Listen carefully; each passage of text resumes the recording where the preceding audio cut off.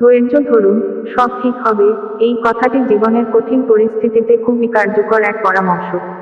এর মাধ্যমে বোঝানো হয় যে, কঠিন পরিস্থিতিতে আবেগের বশবর্তী হয়ে কোনো তাড়াহুড়ো না করে, শান্ত থেকে এবং সময়মতো সঠিক পদক্ষেপ নিয়ে পরিস্থিতির মোকাবিলা করতে হবে।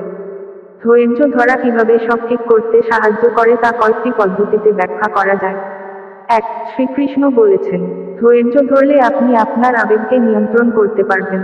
কঠিন পরিস্থিতিতে উত্তেজিত বা হতাশ না হয়ে ধৈর্য ধরে নিজেকে স্থির রাখতে পারলে আপনি সমস্যার সমাধানের সঠিক উপায় খুঁজে পাবেন। ২. শ্রীকৃষ্ণের মতে, তাড়াহুড়ো করলে ভুল সিদ্ধান্ত নেওয়ার সম্ভাবনা থাকে।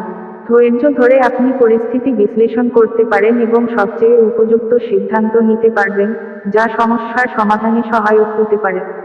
৩. ভগবান শ্রীকৃষ্ণ বলেছেন, অনেক সমস্যা বা সংকট সময়ের সঙ্গে সঙ্গে পরিবর্তিত হয়। ধৈর্য ধরলে পরিস্থিতি অনেক সময় নিজে থেকেই পরিবর্তিত হতে শুরু করে। সময়ের সাথে অনেক সমস্যার সমাধান আসতে পারে যা তাড়াহুড়ো করলে নজর এড়িয়ে যেতে পারে।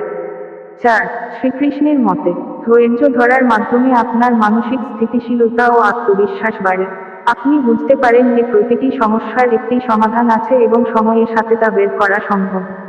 এই আত্মবিশ্বাস আপনাকে কঠিন সময় পার করতে সাহায্য করবে। ৫.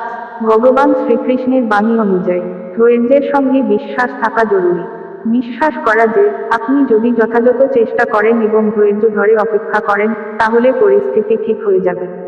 শ্রীকৃষ্ণের মতে, আমাদের দায়িত্ব হল সৎভাবে চেষ্টা করা এবং ফলাফলের প্রতি নির্ভরশীল না হয়ে ঈশ্বরের প্রতি ভরসা রাখা।